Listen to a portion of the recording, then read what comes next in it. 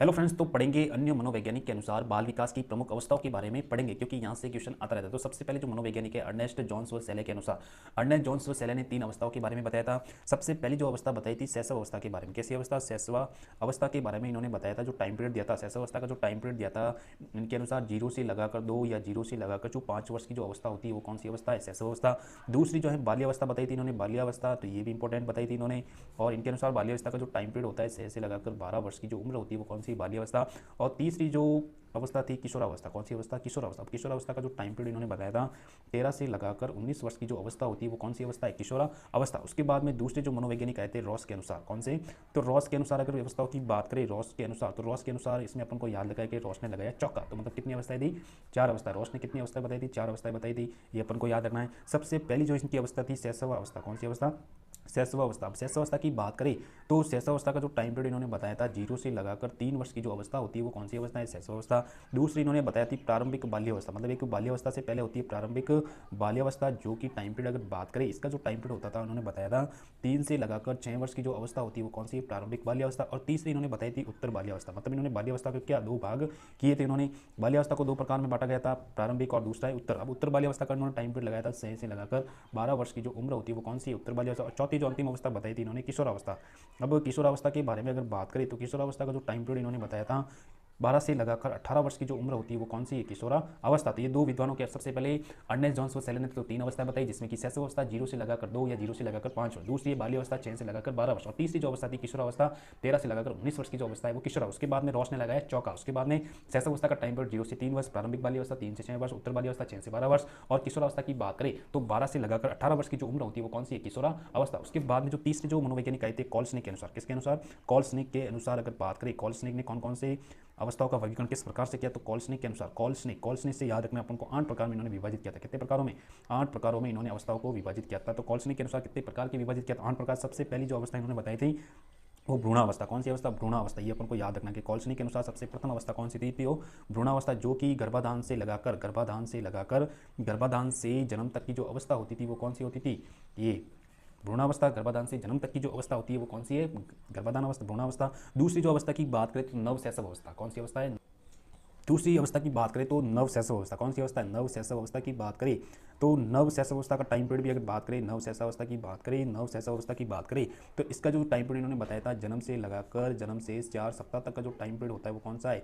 वो नवशैशव अवस्था का टाइम पीरियड है। उसके बाद में अगर बात करें तीसरी जो अवस्था होती थी प्रारंभिक शैशव अवस्था, इन्होंने शैशव अवस्था के भी क्या किए थे? टुकड़े किए थे। तो प्रारंभिक शैशव अवस्था कौन सी अवस्था? शैशव अवस्था। प्रारंभिक शैशव अवस्था की बात करें तो प्रारंभिक शैशव 1 माह से लगाकर 15 माह तक, 1 माह से 15 माह तक की जो उम्र होती है वो कौन सी है? प्रारंभिक शैशवावस्था। उसके बाद में चौथी जो अवस्था बताई थी उत्तर शैशवावस्था। कौन सी? उत्तर शैशवावस्था। कौन सी? उत्तर शैशवावस्था की बात करें, उत्तर शैशवावस्था की बात करें तो 15 से 30 माह तक, 15 से 30 माह तक की जो उम्र होती थी वो कौन सी है? ये होती थी। उसके बाद में जो पांचवी जो अवस्था है पूर्व बाल्यावस्था, पूर्व बाल्यावस्था की बात करें तो पूर्व बाल्यावस्था का जो टाइम पीरियड इन्होंने बताया था 2 से लगाकर 5 वर्ष की जो उम्र होती थी वो कौन सी है? पूर्व बाल्यावस्था। उसके बाद में एक और मध्य बाल्यावस्था की बात करें, मध्य बाल्यावस्था। पूर्व के बाद में क्या आती है? मध्य बाल्यावस्था। अब मध्य बाल्यावस्था का टाइम पीरियड की बात करें तो 6 से लगाकर 9 वर्ष की जो उम्र होती थी वो कौन सी है? मध्य बाल्यावस्था। और साथ ही बात करें उत्तर बाल्यावस्था की बात करें, उत्तर बाल्यावस्था की बात करें तो 9 से लगाकर 12 वर्ष की जो उम्र होती थी वो उत्तर बाल्यावस्था। और सबसे लास्ट वाली जो अवस्था इन्होंने कॉल्सनिक ने बताई थी किशोरावस्था। ये अपन को याद रखना पड़ेगा क्योंकि क्वेश्चन आता रहता है, क्वेश्चन यहाँ से आते हैं कि 12 से लगाकर 21 वर्ष की जो उम्र होती थी वो इन्होंने क्या बताया था? किशोरावस्था के बारे में।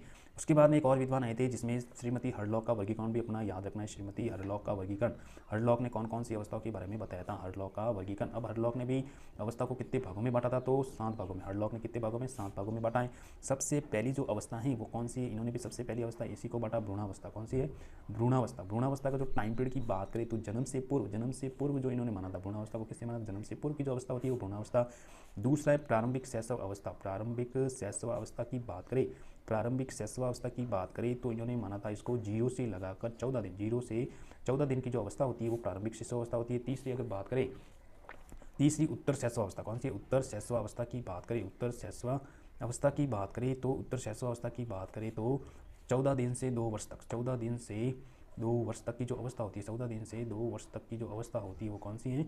उत्तर शैशवावस्था। और उसके बाद में बाल्यावस्था की बात करें, बाल्यावस्था भी होती है एक बाल्यावस्था की बात करें तो बाल्यावस्था का जो टाइम पीरियड होता है 4 से लगाकर 11 वर्ष की जो उम्र होती है वो कौन सी है, बाल्यावस्था। और सबसे पांचवी जो अवस्था इन्होंने बताई थी प्रारंभिक बाल्यावस्था, मतलब इन्होंने बाल्यावस्था की वापस क्या किए थे, टुकड़े किए थे। नहीं, बाल्यावस्था की बाद में प्रारंभिक किशोरावस्था इन्होंने बताई थी, ठीक है ना।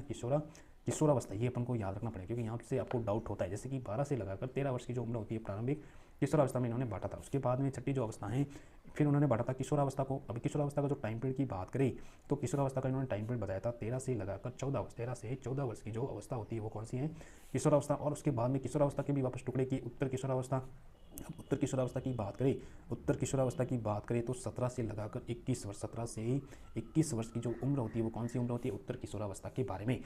तो अभी हमने पढ़ा था सबसे पहले कॉल्सनिक के अनुसार, जिसमें इन्होंने 8 अवस्थाओं को विभाजित किया। सबसे पहली जो अवस्था होती थी भ्रूणावस्था, गर्भाधान से जन्म तक। दूसरी नवशैशव, जन्म से 4 सप्ताह। प्रारंभिक शैशवावस्था 1 से 15 माह। उत्तर शैशवावस्था 15 से 30 माह। पूर्व बाल्यावस्था की बात करें 2 से 5 वर्ष। मध्य बाल्यावस्था 6 से 9 वर्ष। उत्तर बाल्यावस्था 9 से 12 वर्ष। और किशोरावस्था की बात करें तो 12 से 21 वर्ष की जो अवस्था होती है वो कौन सी है, किशोर। ये बनाया था कॉल्सनिक ने।